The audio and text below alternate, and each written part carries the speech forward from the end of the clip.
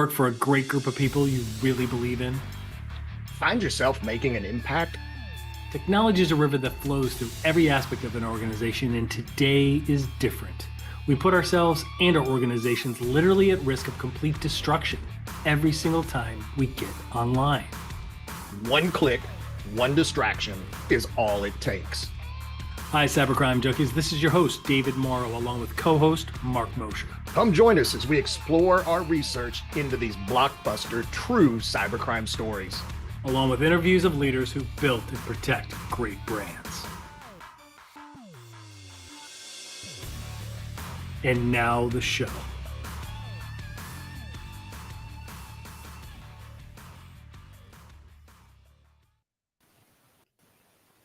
All right, welcome everybody. Welcome to Cybercrime Junkies. I am your host, David Morrow. In the studio today, we have my illustrious and fantastic co-host, Mark Mosher. Mark, how are you this morning? Doing wonderful, David. Thank you. Doing okay. I got you up early today, didn't I? Yeah. Yes. Well, we are joined today from Tomislav Vuk. Tomislav, welcome, sir. Thank you. Thank you. We're excited to have you. Tomislav joins us from Croatia today, where it's 2:00 in the afternoon, and we're going to talk security awareness. We're going to talk some cyber warfare.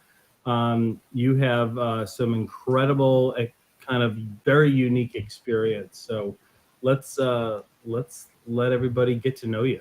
So walk us through. So did you always want to know you wanted to be in cybersecurity, or is that relatively something you developed, in the last few years? Walk us through, like, kind of where you went to school and how you kind of migrated to this fantastic field. Well, I was in a technical high school studying informatics, but back then I didn't really have opportunity to learn much. It was like I was trying to explore, what's happening, what is in the IT world, and everything alternative was catchy for me. And I wanted to learn more about Linux. I wanted to see what's happening there, and that was my first interest, in Linux and networking. How it works, what is it all about? So after that, I went to university. I studied on electrical engineering, but sub-branch was my specialization was in telecommunications and informatics. And to be honest, until I got my master's in engineering, I sort of lost interest in cybersecurity. So I did have some, we never start with cybersecurity. We start, what is it about hacking? So it's right. Well, we're interested, That's kind of what I wanted to ask about. So let me step back. Let me unpack that a little. You had gone to a kind of a technical high school, and you had studied informatics. Yeah. Right. So that's amazing, because here in the States, there aren't that many high schools that have a deep dive into informatics. There are schools and colleges, there are divisions within colleges that have informatics majors, et cetera, especially some of the larger universities. Some of the smaller liberal arts private colleges don't have that. But so then you went the traditional route, right? You were studying, and you said that you kind of lost interest in it until you discovered the joy of breaking stuff and then figuring out how it goes, which is how so many people get into this field, right? Yeah, that's a common theme. I broke a bunch of stuff and I got in the back door a bunch of places. I can see how people can do some harm. I better be on the good side, right? Yep. I don't want to spend my older years in prison. So maybe I'll figure out how to help people, which is one path that a lot of people take here. No, but, actually, it wasn't. It was about breaking stuff. It was more about learning how are these things done. It all sounds. It's hacking sounds cool. It's you're part of something. That's not you're young and you want to explore, but on the other hand, you are afraid. What if you get caught? If you get arrested, so you don't want to try this, but you want to learn. You want to know the secrets of this. And Yeah. when I was in a university, I realized, the technical side of electronics, of microcontrollers, of operation systems. It's not so difficult to learn. It's very logical if you're into it. If you're interested. Well, it's methodical, right? If X, then Right. Y. That's right. And it just gets layers of it, right? Yeah. Yeah, absolutely. I would agree. But I'd say that I got my real interest when I realized the human aspect of it, Hmm. Yep. or when I started learning about human, Social engineering. social engineering, social skills in general. Hmm. You have various social skills that in business, in love, also. So your private life, everything you have to learn for your business and your private life can be applied, because Absolutely. we'll always be people. We'll always have our own vulnerabilities, in contrast to technology. And then when I realized, it's not always about technology. It's not Right. always about being vulnerable to to some malware, to having some backdoor. When I realized, well, this could be interesting. And more So I got Yeah. What was it when you were getting your master's degree? And what was your master's at, Tomislav? telecommunications. Telecommunications. Okay. Well, my master thesis was a sort of calendaring standards for calendaring and things like that. It was very specific, Well, of course. But Right. I had to learn some new stuff, how to connect various standards. So it wasn't really what I would pick myself now, but back then it was, It made sense then, right? yeah, it made sense, So let me ask you this: Did was there an event that you saw, read about, or experienced that kind of woke you up or created that sense of urgency to study or care about the social engineering aspect? I wouldn't say so.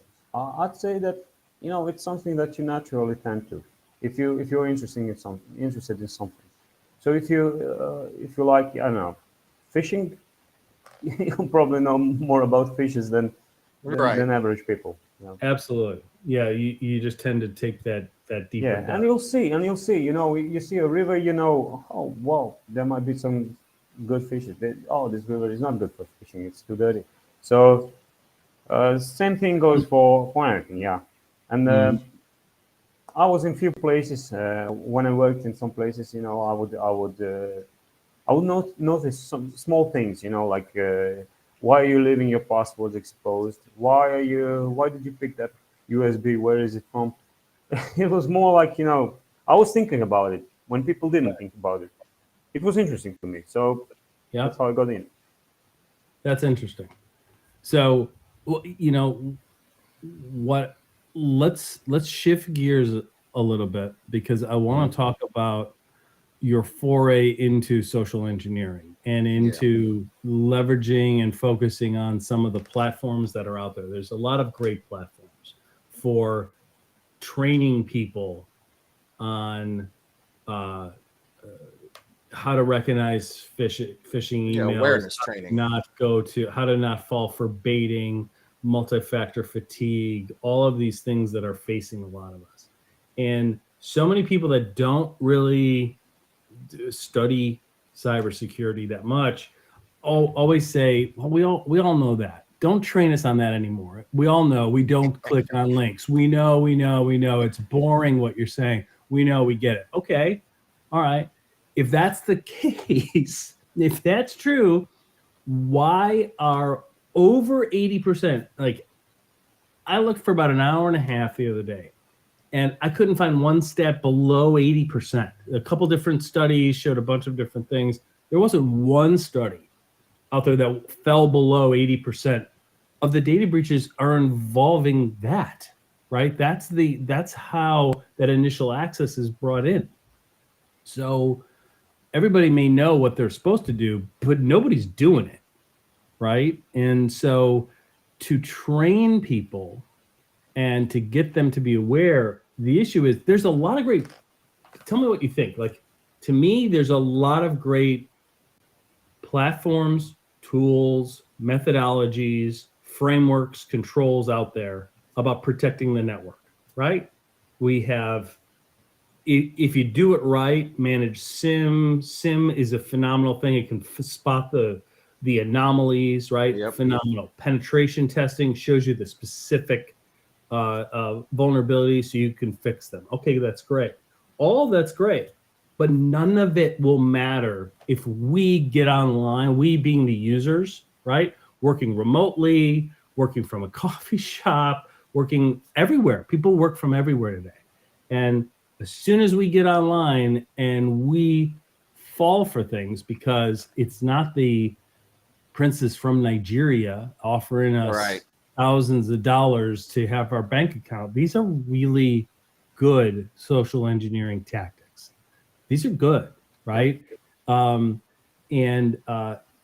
What I find is for an organization, let's just take a manufacturing company or critical infrastructure, a government agency, right?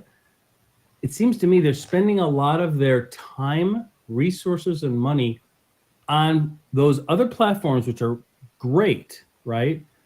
But very little is spent on the training, changing the culture of the people to raise awareness so that every single time they get online, security is top of mind.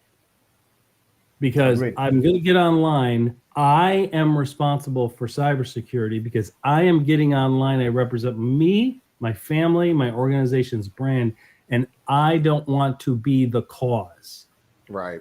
of bringing down something greater than me. Yeah. Well, I can say I've been thinking a lot about it. You know, there are lots of. I wouldn't blame people for not knowing this. You know, because unfortunately we live in a time when people are influenced by Hollywood. And Yes. they watch movies. They think that hacking is, you know, I'm in. That's it. Right, absolutely, right. It's not about it. A kid in a hoodie living in his mom's basement, drinking Yeah. Red Bull all night, cracking code, right? And that is, That's not what it is. they are out there. Not They what are it out is. there. Yeah. That is not the norm. It's not. So Yeah, but also we have to understand that cybersecurity professionals are not. I mean, engineers in general, generally speaking, are not trained in sales. And I'm not talking Right. about the sleazy car salesman. You know, we would No. imagine as Yeah. people I usually also have completely agree. prejudice against them. You know, It And is. we have It to- is. we have to It is a understand- matter of. Yeah, that's a great point. we have to understand The- other people. You know, Yes. Yeah, that's exactly right. And so, what do you see that needs improved or changed in terms of that? When you say engineers don't have the training in sales, and I think what you mean is there's a lot of different aspects to it, right? It's the application of the technical skills and technical platforms that Yeah. you're trained in, right? And to apply it, you have to deal with people. And you have to convince people, you have to know how to make an internal business case, which I would say most technical internal IT and security teams that I know do not do a very good job at, which is part of the reason why executives and leadership don't buy into a lot of security. It's changing, but a lot of organizations, they don't, right? Because they haven't made the internal business case for it. Because they're not translating between the needs, the technical needs, and the business needs. the societal needs. Is Well, is that it's, what you're finding? Yeah. Yeah, I would agree, but we have to say that first we have to make a difference between IT and cybersecurity. Exactly. Which a These lot of two- people don't know. Like a lot of That's people right. just assume, oh, it's technology. That's my IT company. Yeah. Yep. I've got a group, whether it's contracted or internal, whatever, doesn't matter. I've got a group that's handling my day-to-day, like I need password reset, something's broken down, something's going slow, whatever, and the security aspect of it. Yeah, Two that's totally different practices. these are totally different areas. Then we have to understand that usually in companies you have people who tend to be managers or at least have this social organization, I would say, ambition or interest, and there are people who are experts. IT people are usually experts. They don't have SME. business mindset, Correct. Yeah. And they get very frustrated with the business people. I'm right in the middle. Yes. So I'm one of those translators in an organization. Work for a large North American MSP. that's what I do also. Yeah. My whole job every day is to translate both sides, right? Because you got the sales teams and the business development teams, the marketing operations. They don't understand the technical aspects. They're like, well, this is what the client needs. And I'm like, well, we need to articulate this and we need to blend the subject matter expertise in there. And then on the other side, the subject matter experts don't understand how to communicate effectively, right? Both internally and externally. And so there's a development there that needs to be done. Not just in our organization. I see it across several different organizations, across several different industries. Yeah, I would say that we lack people who do actually who did this what you described. So who would translate from our Klingon language, so to speak, to the normal people language. That's Right. how I usually said, because what people, I wouldn't say that it's only about lack of information, lack of understanding. It's also lack of understanding among people who are in cybersecurity. For instance, so many times I found people talking about, how to get into cybersecurity, putting 20, 30 links, free material, really good stuff. Not one about social engineering. Not one. Yeah. I would agree. And Yeah. I believe, And you said you're talking 80%. about one of my last LinkedIn posts. Because that's what I did. You're right. And I apologize. I will go and search for some social engineering That's a resources. great point. It's a great point. And So- people are usually focused on, if they have some kind of cert, if they are certified ethical hacker, or they usually hang on to that. They hang. Okay, what I learned on that. This is this is my value, and okay, I respect that. But you have to be open to all other professionals. You have to be open to all other aspects of security, and we usually say that people who will hack you, they don't have certs. They don't bother with exactly diplomas, and they don't care if I have a master's degree or I didn't finish the school. I'm the victim, and they'll go after it. And that's a problem on our side. Problem on the general population side, so to speak. They have to be educated. I'm trying to educate people. Whatever happens, it can happen to you personally. They don't have to target you specifically by name. They just need a victim. If it's not you, it will be your neighbor. It will be your son. It will be your daughter. It will be your girlfriend. Whoever. So everything can be applied. We used to have old scammers, old school scammers, long before digital era. Snake oil, snake oil scams, in the old west. So we can just say that we used to have this, and now it's just online. Same principles. That's why so many breaches are about social engineering. Yep. I would agree. I would agree. And I think some of the best, let's talk about security awareness training approaches out there. There's a lot of bad ones. And when I say bad ones, I mean they're well intended. Yeah, exactly, Mark. They're well intended. They're just not effective because here's the thing. 100% of organizations and families, people, 100%, they're people. And we need to communicate in the way that's received, which means some people are auditory learners. Some people are visual learners. Some people are more tactile. Some people have to apply it to learn. And so when we're thinking of cybersecurity training and awareness, it needs to be something that's approached like a really comprehensive training, internship, apprenticeship, right? Because professional development. Yeah, exactly. We need to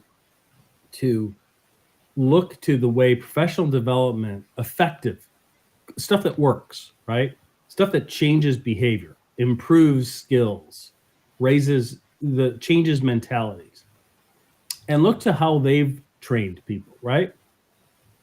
30 years ago, people wouldn't think about comments that they would make and derogatory things, right? Racist, homophobic, all those things that people would just joke about and whatever, right?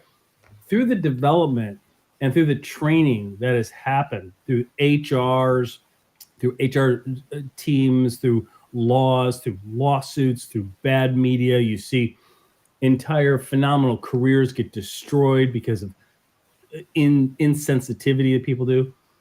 There was a training, there's been a cultural shift toward an awareness, to a greater awareness. I'm not talking about being woke and stuff like that. I'm talking about people realize that words have power. It can really harm people.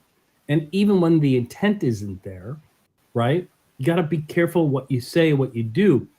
It boils down to very micro acts or lack of acting that happens. And when we look to those, we see that things have to be ongoing, not just one-offs. They have to be job embedded, meaning they have to be related to the job, to what is relevant. And some of the best cybersecurity awareness trainings that I've seen, the platform, it's always a combination. There isn't one thing anybody can buy out of a box and it's going to change everything. But there's layers, right? There's a lot of integrations. And some of the best ones are the ones that really focus on why it matters in the first place. Why should they care?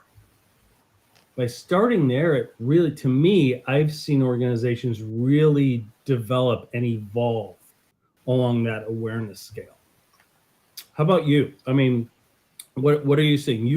We are a reseller and a manager of one of the platforms, the KnowBe4 platform that does the test phishing and things like that. I know you do as well. So to me, I think it's a wonderful platform. I think they've done great things. It's not the only thing that can be done. There's phenomenal open source resources that are out there. Wiser, have you seen the Wiser videos and the Wiser trainings? They use humor. They have phenomenal, and it's no cost. You can just go to their website. You can check it out. And I'm like, integrating that stuff with KnowBe4, with some live sessions, with constant reminders. I see organizations, and there's a lot of really good open source information. I think that using a little bit of all of it, making it interesting for people, is really key. What are some of the challenges you're seeing in that? Well, the main challenge is, what we spoke about. Think how people first they have to understand that it actually exists. You have to do this. You have to learn about it. Everyone can be a victim. Even people who teach cybersecurity awareness, they can be victims. I mean, Christopher Hanach spoke about it. He wrote Social Engineering He's the actually on article. our podcast next week. Yeah, he spoke about falling for phishing. You know, he's a great guy, and yeah, that's the book. Yep. That's the book. Yeah. He's got four. His latest one is actually really good because it talks about how we can all use it in our personal lives. This is more for the practitioners, but his latest one is phenomenal too. This is just the one. I've seen it. Yeah. Yeah. Then Roger Grimes from Know Before, he also spoke about, you know, falling for phishing. It's possible for everyone, and these people are really these people are veterans, so they can explain to people this is necessary. This is the number one step. Number two, explaining, giving people, you know, it's a pain point. Finding out this pain point. You know, what would happen if your company fell for this? What will happen? How would you feel? What will happen to you if you're a decision maker? How would you feel if for 2 weeks you couldn't work? If your operation stopped? You know, if you're not it's not just it's your reputation. It's not about Right. money. Or it's also about fear among the employees. Nobody talks about, you know, lots of people get nervous breakdowns because of cyber attacks. Yeah. Yeah, because it's very emotional, right? I mean, Right. They feel responsible. You know, people who are not guilty, they will feel responsible. Oh, okay, did I click something? Will I get fired? Right. Will I? Right. Will the police come and ask me something? You know, it's people are afraid. And number three. well, I go down as history as the person that let them in, right? Yeah. Like you can do 15 years of great work, be very well educated, be a leader in your division, right? And then you're going to go, your entire career is going to be known at the end, right? Long after you're gone as, oh, that's the person that brought us down, right? Because you didn't care. You didn't pay attention, right? Yeah. It's there's also- what's happening all over the place. So you just mentioned something. I want to ask your input on this. How many organizations, and we haven't done a good explanation. First, let's back up a second. What do you do now, today, for a living? Like, what organization are you with? What are you doing? Because we didn't even touch on that, and I'm sorry. So walk us through that. And then I want to ask you, kind of, in doing that, what are some of the best practices that you're suggesting for people? So, I would say I'm doing cybersecurity consultancy and cyber awareness trainings. By nature, I'm an educator. I even worked in a school as a math teacher, so for some time. So I like this educational approach. You know, exploring how to approach people. As you said, no, not everyone responds to education the same way. Some people are auditive, some people are visual, some people are kinesthetic. They like, you know, experience things. They like stories. They like, you know, they like to imagine themselves as a protagonist, even the bad ones. You know, but people, some like humor. Some like to be able to, like, when you were able to get somebody to smile and like loosen up a little, right?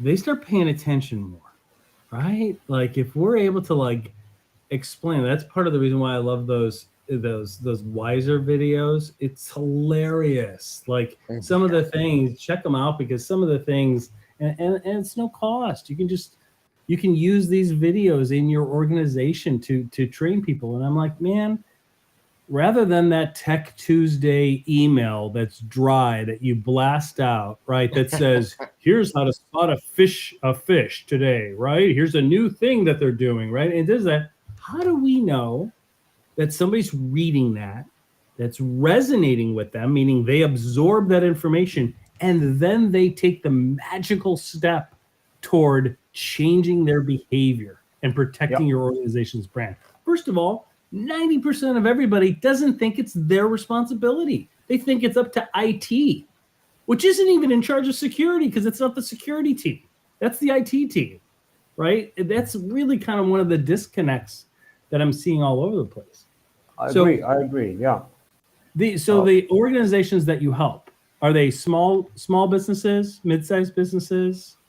What size? From individuals to like large companies. So okay, so yeah, whoever comes, I would say that I usually compare, cyber awareness with the idea of cyber awareness with language learning. Many companies, interesting. because many companies, I would say, professionals who got, who said, all right, we need to do something. They said, okay, can we reserve like one day and we'll have 4 hours of PPT, PowerPoint presentation, Yep. and you'll say something about this and we'll pay whatever. And It's I gonna say, be no, very- right. no, Good. no, I don't want to do this. Good. Well, we'll pay. No, I don't know. I don't want to do this because it's not the way it's supposed to be done. Right. Some people, many people do this like this. I don't want to. I don't see it. I don't see it as effective. I see it as a counterproductive. People will think, okay, now we're safe. See, the Croatian in you is coming out. An American would jump on it and be like, I don't care if it's going to be effective. I need the cash, right? So I'm very impressed. It's part of the reason why you're on this show. But no, I would say I would say that absolutely most Americans wouldn't do this. No, most Americans would think in the long term. It's not how you do it. Let's make it 4 hours every week. Yeah. Yeah. No, but I agree. Because it can't just be lecturing at them. It can't be overly technical. It can't be boring, right? And that's what a lot of cybersecurity awareness trainings are. They're overly technical.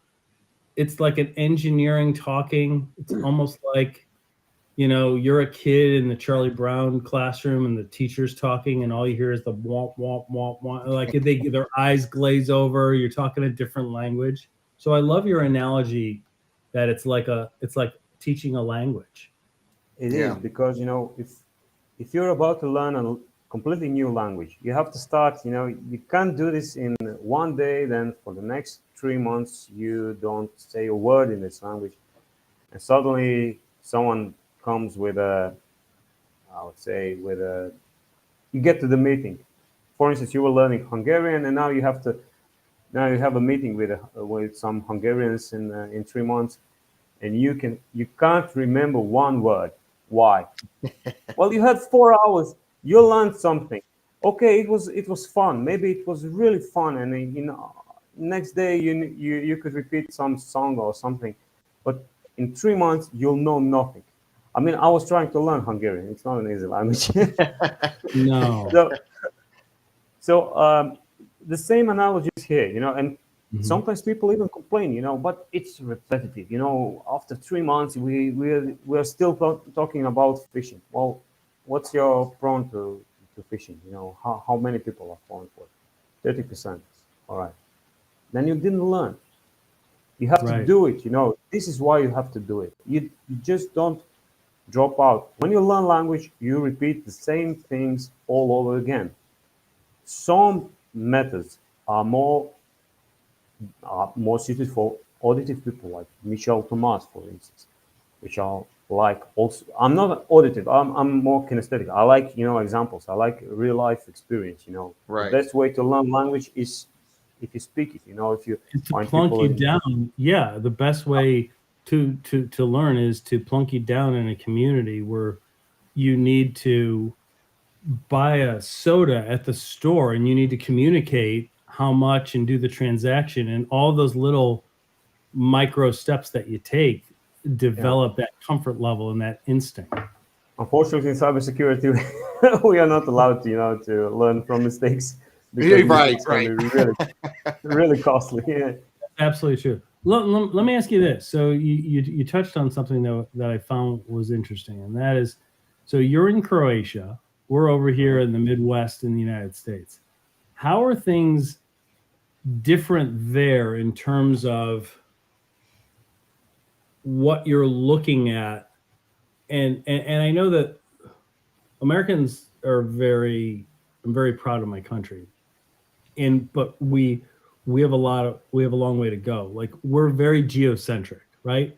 We know about our states and our cities and everything else. We don't know a lot about the other parts of the world, right? The other parts of the world know about Kentucky, where Mark is, right? Mark doesn't know his way around Croatia at all. I bet he can't list like 3 cities there, right? Nope. And that's okay, but that's our own geocentricity. We got to work on that. How are things different there in terms of the approach to cybersecurity or in light of cyber warfare?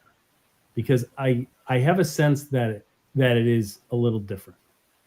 Yeah, Maybe you're right. I mean, I know that Tallahassee is the capital of Florida, or that Albany is capital of New York.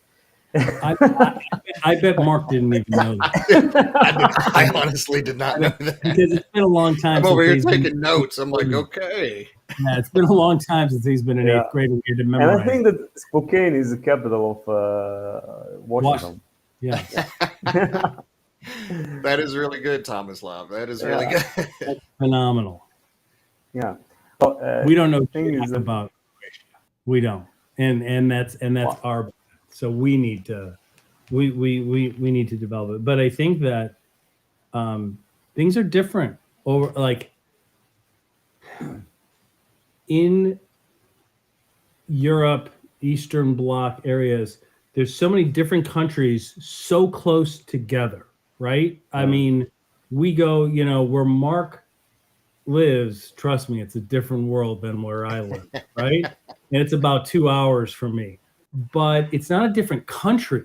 You know what I mean? It's a different cultural, you know what I mean? It's just a tweak on it, but it's still the same country. We can come and go. There's no adversarial governments and things. But within that same distance over there, you have different countries, different relationships with NATO, different relationships with Russia, with Ukraine, all of that, just within a couple of hours. So it's fundamentally different. So what are you guys seeing? Are people more aware of the dangers to critical infrastructure that cybersecurity brings? Things like that. Yeah, I would say that people generally, in this region, southern Eastern Europe, it's the Balkans and the wider region from the Alps and Danube River. If we talk about the relationship between people, there's lots of good and bad historical things going on, so to speak. So with that comes, lots of mistrust. I would say that people are aware. We are talking about it. I think 3 weeks ago, I was at the conference when people spoke about, the cybersecurity of the critical infrastructure, and we are all aware that we're trying to reflect, the relationship small countries have with the big players.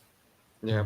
And it was quite surprising to see, Hungarians being, for instance, pro-Russian, as historically they weren't so pro-Russian.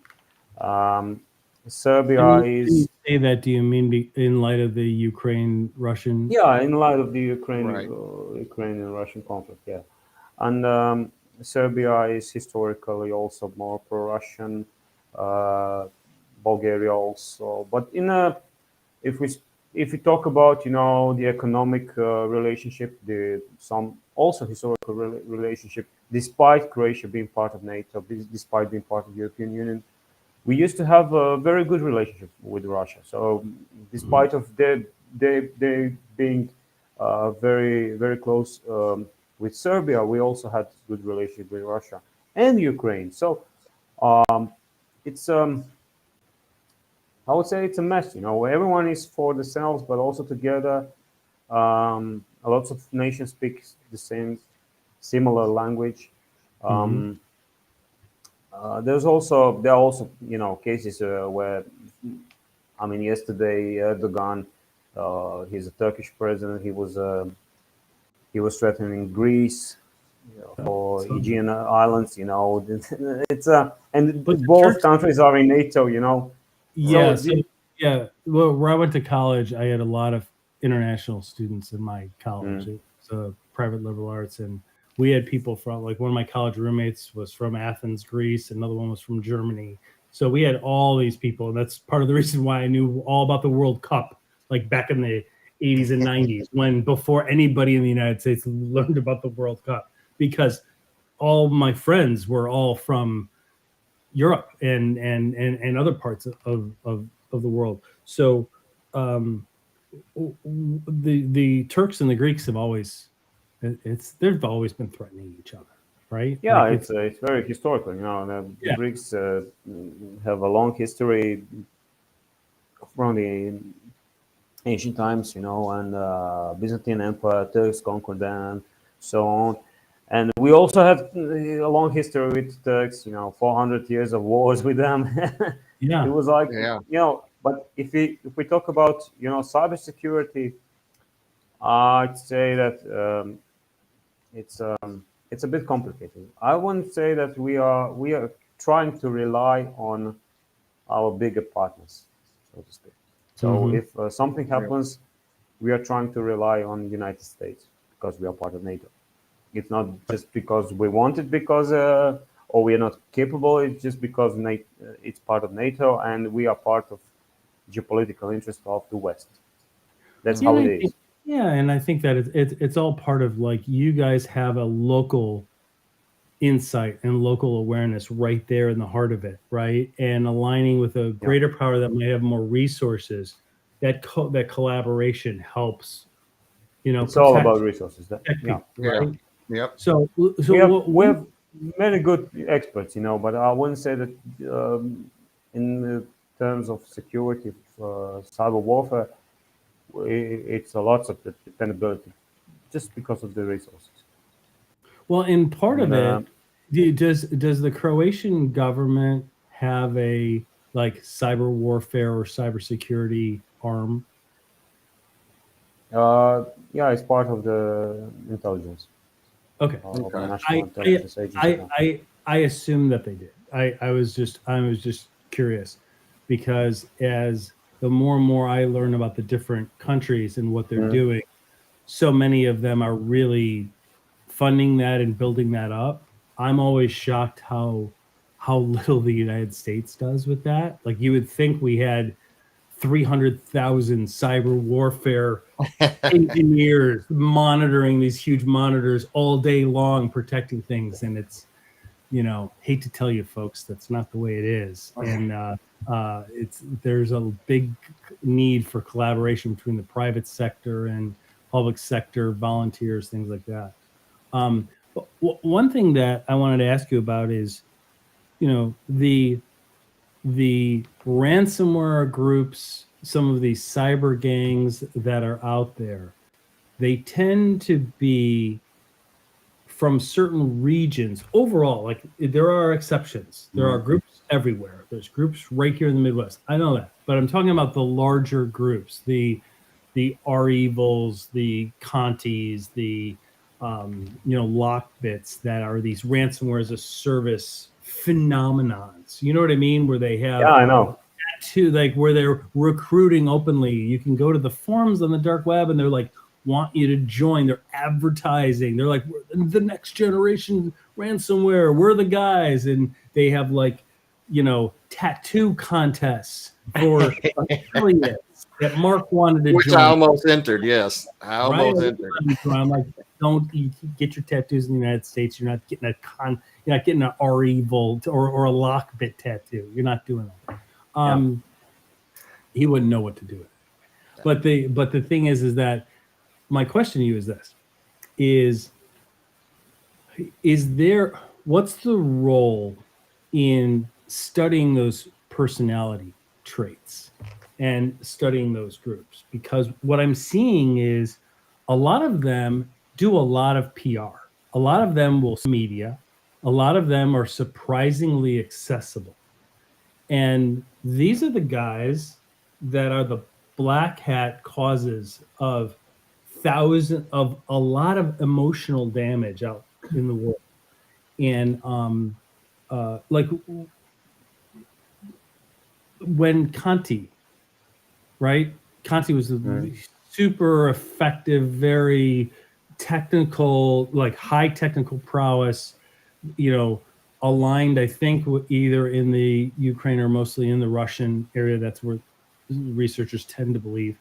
But after the Ukraine-Russia war started,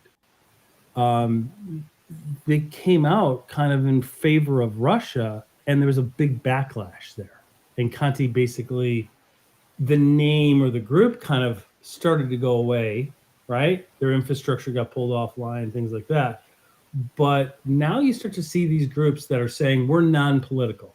We're just here for the cash. How are you guys addressing that? What are you seeing? Are you seeing some of the same thing in your research? Well, I wouldn't say that these people went, okay. Right before the war, you remember that Russia arrested members, allegedly arrested members of massive, REVIL very big spectacle. They did it in true Russian format where they they break down the doors. They're like, right. They're like, and they have videos of the cash, and it's like an old movie from the 70s. You're like, I'm watching. Same thing happened in Barcelona. So wait, what did you just say? What? Same thing happened in Barcelona when Spanish police got another crime gang. Same thing happened in Ukraine before the war. Lots of gangs were arrested. My suspicion is that these groups were already known to the intelligence there, but these groups weren't cooperating. Either sponsored, right? Sponsored, or it seems like it's they look the other way, right? So long as you're not, the Russian government will say to the ransomware gangs, so long as you don't touch one of our organizations, right? Don't touch a Russian organization, then we'll leave you alone. But then they still kind of turned on REVIL, right? Why do you think that happened? Maybe they seem, or I would say that maybe they see parts of REVIL as a group that is non-cooperative. And they just, they said, okay, these guys won't cooperate, we'll get rid of it. But in general, I like to compare this to, the age of sail. During the age of sail, you had privateers. These were the pirates who were attacking the countries that were enemy to certain crown. For instance, French privateers would attack British, Spanish ships, Dutch or whatever. Dutch privateers wouldn't attack Dutch ships. They were loyal to Dutch government. The whole purpose of that was, they were gaining money, they were gaining wealth, but they were also damaging the economy of the rivals of the native countries. I would say that the same principle is safe. It's asymmetrical warfare. They are targeting economy. Whenever it's not possible to target, to make a sophisticated cyber attack like Stuxnet was, they will attack small companies, thousands of small companies. Usually in Europe, for instance, small and medium companies are backbone of the economy. So if you make a mess in this area of economy, if you attack, if you put panic, if you take money, it's a big damage for a country you want to attack. And one company, okay, two, but thousands of them, it's really critical. Yeah. And I'd say that in smaller countries that are not so interesting, to the big players. We are interested in some other way, okay, Albania was recently. I wanted to say, in late August, September, and early October, Montenegro was attacked, Albania was attacked, Serbia was attacked.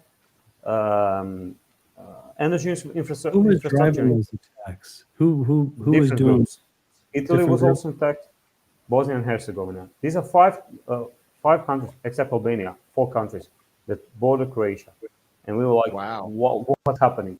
You know, Albania was attacked by supposedly Iranian group, and several occasions. I even seen some documents that got leaked, you know, and some opposition groups, you know, was spreading it. I didn't read them because I don't speak Albanian. Right. You know, Montenegro was attacked. FBI got involved. Serbia was attacked. Their whole intelligence got involved. And these are the countries are actual not governments that got attacked. You're talking about, right? Yeah, government Actual institutions. government critical infrastructure, things like that. Yeah, and this is all for, you know, causing to cause some political instability. So if you cause a political instability, you can maybe change the government. You can Right. maybe It change undercuts- the idea how people it think. You know? undercuts the very fabric of the government in place.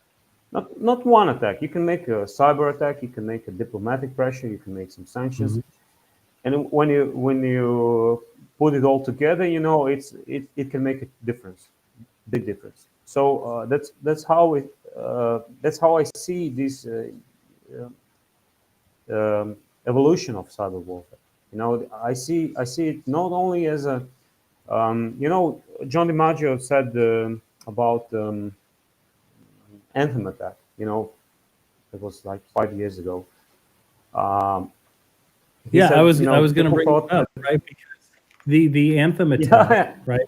This is what we talked about with John DiMaggio, the author of that book, The Art of Cyber Warfare, right? And Yeah. he talks about when on the face of it, it looks like Anthem was breached for the data, but it wasn't, right? By Right. doing further, by looking further into it, they found that it was a breach so that because Anthem was one of the larger providers of health insurance and claims, etc., for U.S. government officials, including some in the Secret Service and FBI, etc., that by breaching that, they were able to tell who was part of that organization, Yep.